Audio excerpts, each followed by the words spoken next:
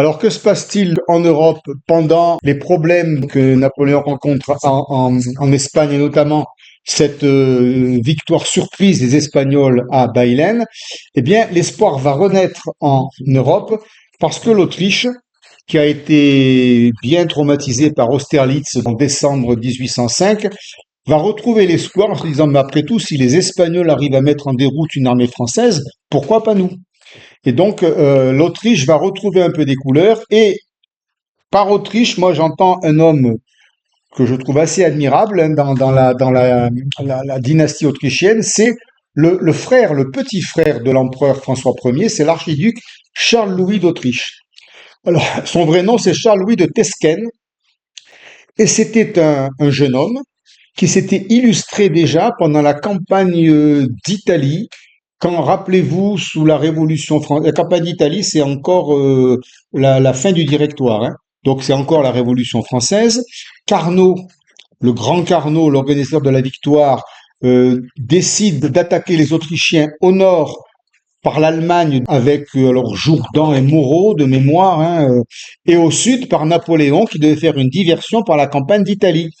Et en fait, c'est le contraire qui s'est passé. C'est Napoléon, c'est Bonaparte qui a gagné en Italie et qui est arrivé à menacer l'Autriche et a signé le traité de Campo Formio en 97, donc directoire, parce que au nord, l'Allemagne avait, les généraux français avaient été battus.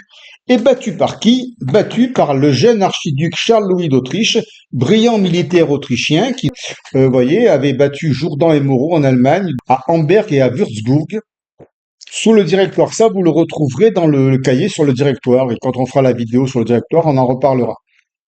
C'est un brillant militaire qui, hélas, en Autriche, n'est pas écouté. Il n'est pas écouté par François Ier d'Autriche, son grand frère, qui est un peu sous l'influence de ce qu'on appelait le Conseil aulique. C'est une autorité autrichienne, un peu surannée, un peu dépassée, de dignitaires, qui conteste en fait la politique militaire un peu offensive de Charles Louis et qui contrarie un petit peu son génie militaire. C'est un peu pour ça que Charles Louis d'Autriche n'a pas suffisamment rayonné en Autriche. Il était en opposition avec la politique officielle de l'Autriche et l'empereur François Ier ne lui donnait pas raison. Il se référait toujours au Conseil aulique. C'est ce qui a gêné la carrière militaire de ce Charles Louis. Et plus tard, c'est lui qui bat à nouveau, rappelez-vous, quand Napoléon est en Égypte et qu'il est à Saint-Jean d'Acre et que les Anglais lui font savoir par un journal que l'armée française du Directoire subit de lourdes défaites, ce qui incite Napoléon à revenir d'Égypte en France pour régler la situation. Eh bien, les défaites françaises sont encore provoquées 2 ans plus tard, toujours par le même Charles-Louis d'Autriche, qui bat Jourdan une deuxième fois à Tokache, donc ville allemande, et qui bat Masséna à Zurich. Ce Charles-Louis d'Autriche est un bon militaire, est un brillant militaire autrichien. Il est très populaire. Il va jusqu'à refuser les honneurs qu'on lui propose parce que on voulait lui élever une statue, tout ça, mais lui est catastrophé par la bataille d'Austerlitz et par la victoire de Napoléon. Donc il refuse les honneurs. Ce qu'il veut, lui, c'est restaurer le prestige autrichien. Bon.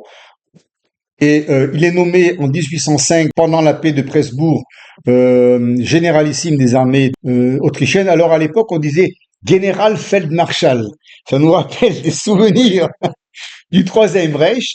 Et oui, mais Feldmarschall, alors dans l'étymologie, ça veut dire Marshal, c'est le patron, le directeur, le chef.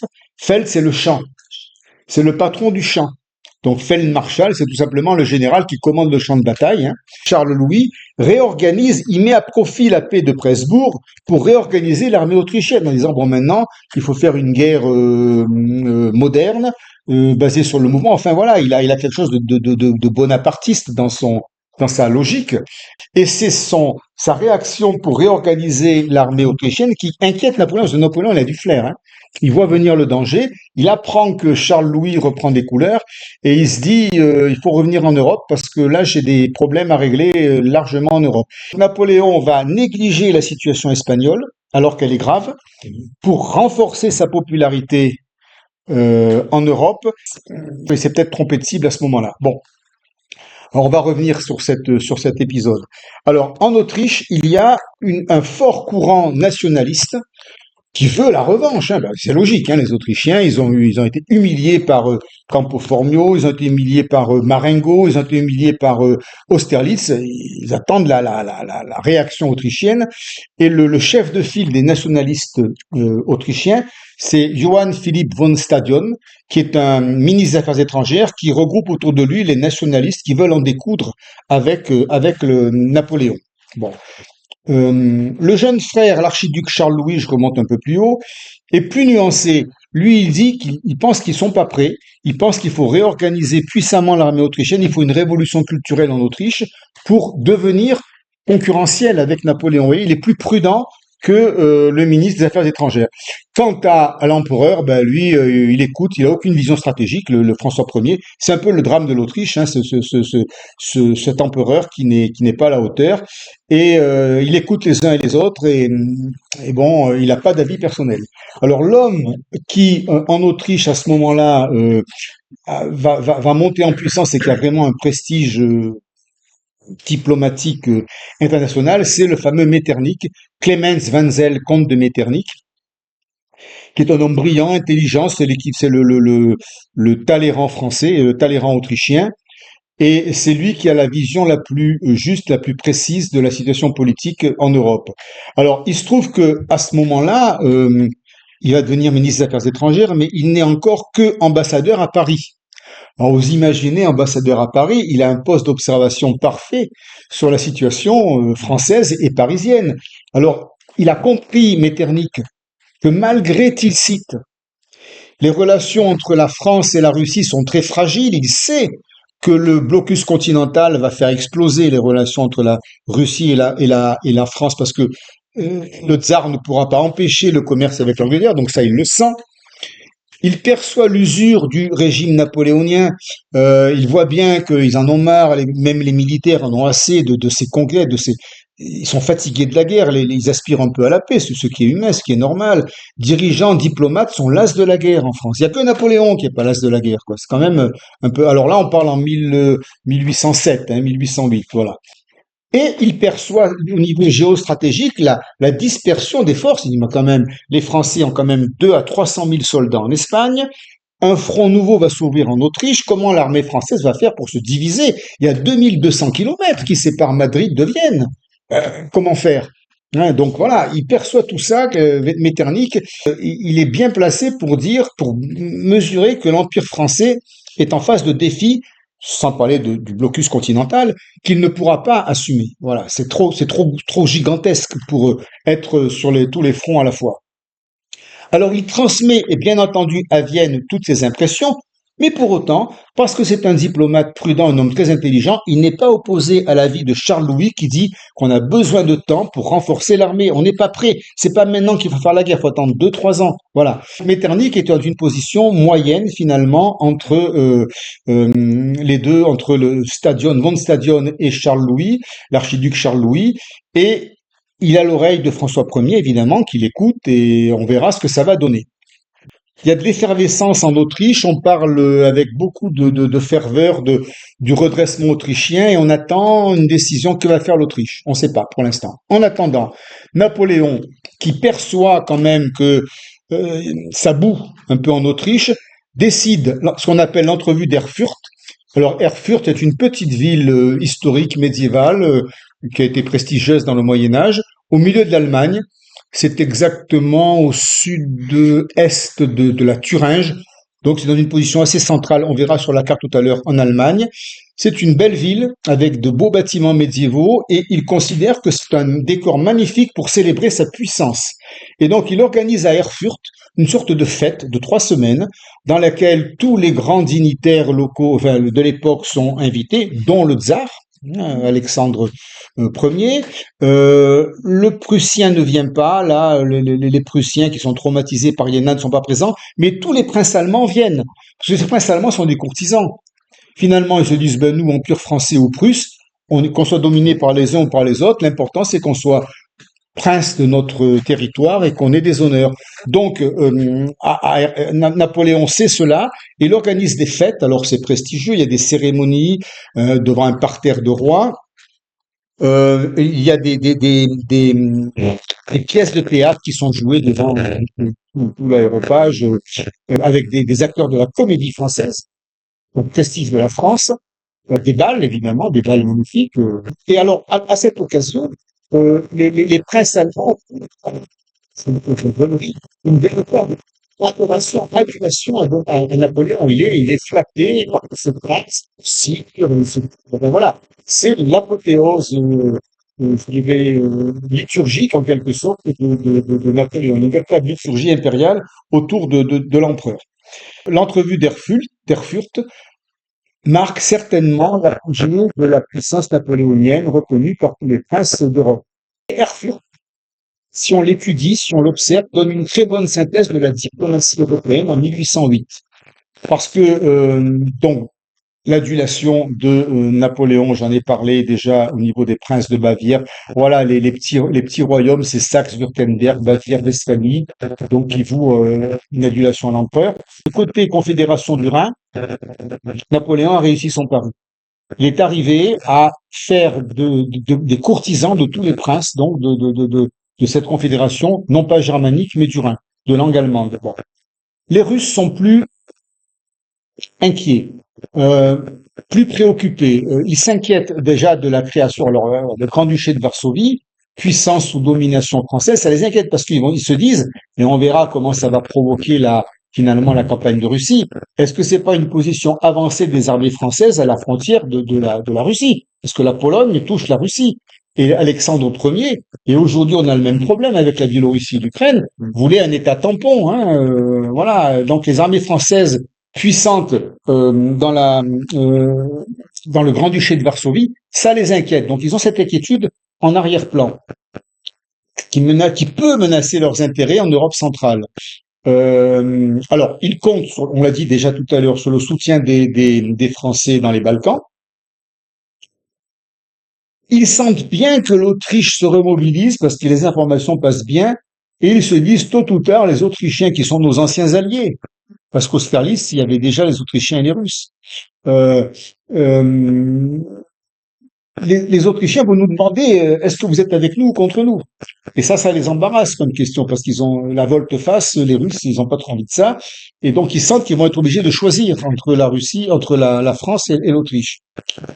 Enfin, la guerre d'Espagne a sérieusement entamé l'image de la France, et la Russie s'inquiète, est-ce que cette France est si puissante que ça? Est-ce qu'elle ne va pas s'effondrer? Nous, si on s'associe à la France et que finalement ça s'effondre, on va être comme des dindons de la farce, quoi, hein, pour rester poli. Les Russes sont plus, comment dire, méfiants que les princes allemands. Napoléon n'arrive pas à obtenir de la part du tsar une attitude franchement hostile à l'égard de l'Autriche. Et Napoléon, c'est un lobbyiste. Il veut que Alexandre Ier se déclare hostile à l'Autriche. Pour l'instant, il n'y arrive pas. Alors, c'est là que Talleyrand joue un rôle très important. On l'a accusé de trahison, Talleyrand. Moi, je mets un bémol. Je dis peut-être qu'un grand homme d'État comme Talleyrand n'a pas trahi, mais a dit ce qu'il pensait. Talleyrand est lucide et inquiet des appétits de l'empereur Napoléon. Et il n'hésite pas, quand il est en aparté avec le tsar, Talleyrand, il est là. On le voit là, hein, il est là. Donc on va voir l'image tout à l'heure. Il n'hésite pas à dire au tsar, sire, vous ne parviendrez pas à sauver l'Europe, vous ne parviendrez à sauver l'Europe qu'en tenant tête à Napoléon. Donc Talleyrand contre les intérêts napoléoniens prêche pour la résistance. Vous voyez, c'est quand même étonnant. Et il ajoute, et ça c'est dans les mémoires de Metternich, le peuple français est civilisé, son souverain ne l'est pas. Vous vous rendez compte? Si c'est violent. Alors, on dit il a trahi. Bon, moi, à la place de Talleyrand, j'aurais peut-être fait pareil. Parce que quand on est pleinement conscient des enjeux, quand on sait qu'il faut... Et oui, j'avais fait la Non, mais la fidélité au souverain, c'est une bonne chose, mais quand on voit que le souverain est dans une démesure de conquête et qu'il fait la guerre à tout le monde et qu'il n'y arrivera pas, au bout d'un moment, on se demande quel est l'intérêt du pays. Talleyrand pense, en disant ce qu'il dit, il pense qu'il joue dans l'intérêt de la France. Et d'ailleurs, c'est Talleyrand qui, à partir de 1814, va défendre les frontières de la France, de l'Ancien Régime, auprès des diplomates européens. Bon, voilà. C'est intéressant de voir que Talleyrand, en 1808, en plein congrès de Erfurt, a déjà sur une vision pessimiste et méfiante sur la politique de Napoléon. C'est quand même très important de le savoir. Ensuite, alors, chacun l'interprète comme il veut. Moi, je donne les éléments. Après, on va dire c'est un... Certains vont, non, mais Bernadette, on va dire c'est un traître, on va dire il a... Mais oui, mais j'accepte. Mais Bernadette, je te donne la parole. Vas-y, dis-le. J'ai dit ce que j'ai à dire. Mais dis-le, on l'a pas entendu. Pour moi, c'est un traître, Voilà. point final. Eh bien voilà. Mais je suis content qu'on puisse exprimer des opinions différentes sur les mêmes faits. Tu as peut-être raison. Voilà. Moi, je ne donne que mon avis. Même s'il n'était pas d'accord. D'accord. Il ne faut pas trahir son pays contre un autre. Est-ce qu'il trahit son pays en disant ça? Voilà. Il y a un débat. Mais j'accepte, hein, tout à fait. Je suis tout à fait d'accord avec le fait que tu exprimes un point de vue différent. Là, on voit Alexandre Ier, Napoléon. Alexandre Ier, sous l'œil vigilant de, de Talleyrand ici, signe l'accord comme quoi il accepte les conditions de la paix. Donc c'est un renforcement de Tilsit. Alexandre Ier affirme sa volonté d'appliquer le blocus continental. Donc Napoléon obtient ce qu'il veut. Voilà, je connais pas les personnages autour, certainement qu'on pourrait en travaillant savoir qui est qui. Pour l'instant ici, je ne reconnais que Talleyrand. Alors Erfurt est un succès, mais en apparence seulement, parce qu'on va voir que les événements ultérieurs vont quand même fragiliser la position de la France. Et Napoléon, est maintenant qu'il a assuré une paix, qu'il a consolidé le traité de Tilsit en Europe, va être obligé d'intervenir à nouveau en Espagne, car en Espagne, les choses continuent à s'aggraver. On revient maintenant sur le théâtre espagnol. Il vient en Espagne avec le maréchal Lannes, qui est son mentor, son chouchou. Hein. Lannes, on l'a vu, hein, Bernadette avait lu ce que Lannes, en 1809, quand il est mort, a dit à l'empereur. Les vérités de Lannes. Bon, là, il n'est pas encore mort, hein, puisqu'on est revenu en arrière. Napoléon a avec Lannes une relation amicale. Il sait que Lannes, c'est un des rares dont il accepte, entre guillemets, la critique. Parce que Lannes voudrait que Napoléon arrête la guerre. Il l'amène avec lui, il retourne en Espagne avec 100 000 soldats en renfort. Il y en a déjà 200 000 sur place. Il y a déjà Ney, Soult et Junot. Et Lannes vient en plus avec Napoléon. C'est donc 300 000 hommes qui opère en Espagne à la fin de 1808. C'est quand même considérable. Hein. Au départ, c'était l'idée d'aller à Lisbonne pour bloquer le blocus continental. Donc on voit les conséquences là quand même, c'est quand même spectaculaire. Alors, le frère étant parti, Napoléon, qu'est-ce qu'il fait? Il reprend Madrid le 4 décembre 1808, il remet son frère Joseph sur le trône, quand même, pendant que Soult, lui, au nord du pays, à la Corogne, rejette les Anglais à la mer, et que Lannes met le siège devant Saragosse pour donc là qui sont des foyers de rébellion. Le 19 janvier, après avoir rétabli l'ordre, il revient en France, mais trois facteurs importants vont continuer de pourrir la situation en Espagne. D'abord, le frère Joseph, alors là je voudrais mettre un petit... Le frère Joseph ici va se montrer incompétent en tant que roi, il ne prend aucune décision, il évacue les remarques de ses généraux, ce qui fait que les généraux qui sont livrés à eux-mêmes, au lieu de se coordonner, chacun va tirer dans son sens, il n'y a pas de chef de guerre, quoi. Ça va complètement pourrir la situation en Espagne, et surtout, arrive un grand monsieur, donc mon troisième anglais, là, je voulais retrouver Arthur Wellesley. Non, c'est pas grave. Hein. Ah, ça marche plus. Bon, ça marche plus.